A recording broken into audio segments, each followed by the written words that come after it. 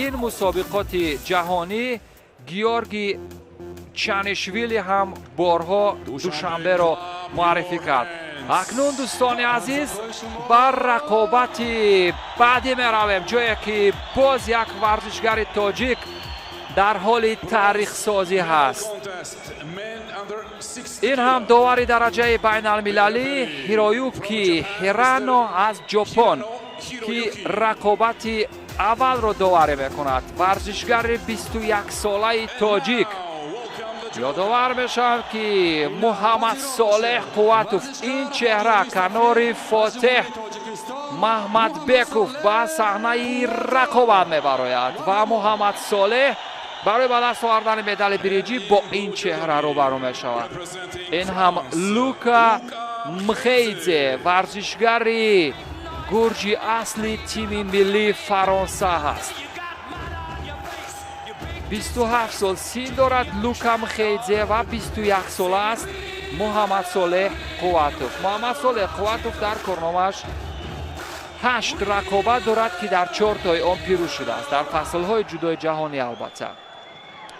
و محمد صالح در ریتینگ در موقع 135 هست و لوکا مخیدزه باشد در زینه 13 است. ببینیم تجربه شانس بسیار خوبی دریافت مدال برنجی برای محمد صالح قواتوف جوان در برابر این ورزشگران با تجربه چگونه استفاده خواهد شد.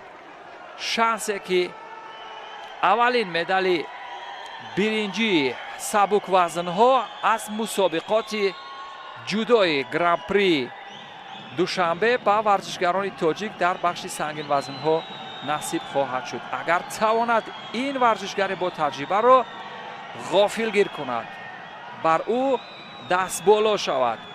ببینید این ورزشگر فرانسوی مخیدزه که واقعا یک ورزشگر با تجربه هست. مخلصان از جای برمیخیزند. یک تیمی واقعا خوبی مخلصان هستند که امروز صنعت مخلصی، فرهنگ مخلصی را به نمایش میگذارند. این مسابقات در 190 دولت دنیا مستقیما پخش خواهد شد.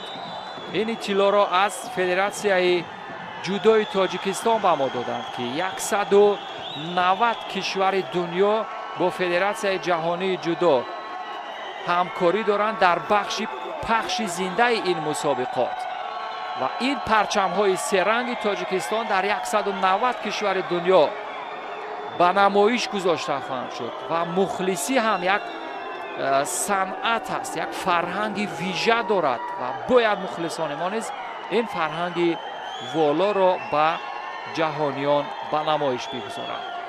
و محمد صالح قواتوف این هم دست پرور کلوب ورزشی کانگورت هست.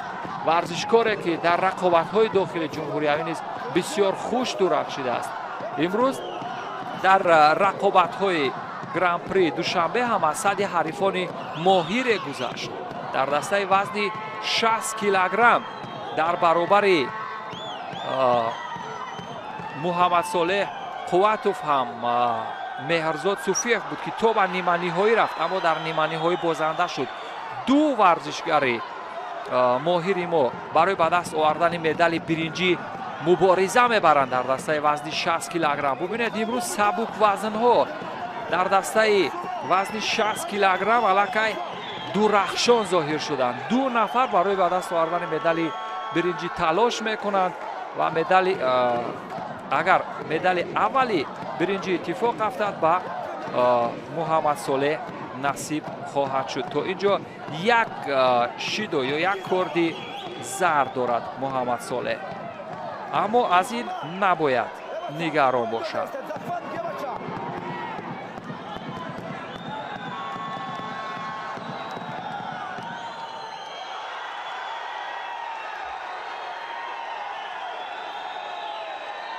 رئیس محترم شهر دوشنبه رستم امامعلی در کنار رئیس فدراسیون جودوی جهان ماریوس ویزر و رئیس فدراسیون جودوی تاجیکستان اسماعیل محمد ظاهر از نزدیک این رقابت ها را تماشا دارند و این رقابت های تاریخی را президенти федератсияи ҷаҳонии ҷудо Мариус Визер аз наздик тамошо дорад ва қарор аст ки дар расми тақдими ҷоизаҳо низ иштирок кунад. Як амалкарди бисёр хуберо дидем. зидди ҳамлаи моҳиронае буд аз сӯи Муҳаммад Солеҳ Қувватов. аммо дар бахши асикоми ваза оё тавони аз чанги ҳариф раҳо шуданро дорад Муҳаммад Солеҳ ё хайр?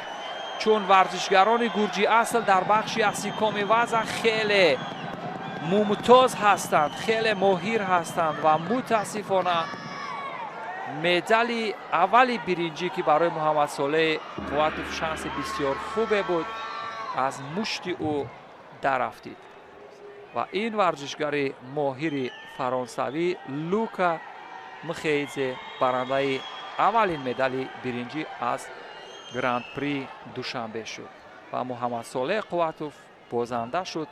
аммо ин барои Муҳаммад Солеҳ қобили нигаронӣ нахоҳад буд, чун таҷрибаи бисёр хуб гирифт то ба марҳалаи ба даст овардани медали биринҷӣ ҳам расидан. ин як ифтихори бузурге ҳаст барои дилхоҳ варзишгар дар чунин як мусобиқоти бонуфуз.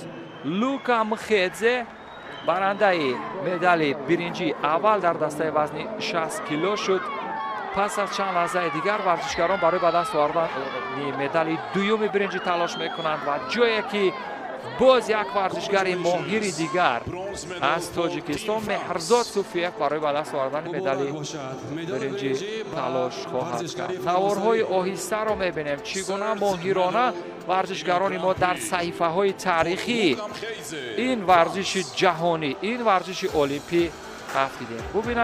бубинед чӣ гуна ҳамон мавқеиятро аз даст дод Муҳаммад Солеҳ Қувватов ва дигар зери чанги бисёр маҳками Лука Мхеидзе натавонист раҳо шавад. вале ба ҳар ҳол имрӯз дастпарварони клуби варзишии Кангурт, дастпарварони мактаби ҷудои тоҷик ки бо дастгириҳои бевоситаи раиси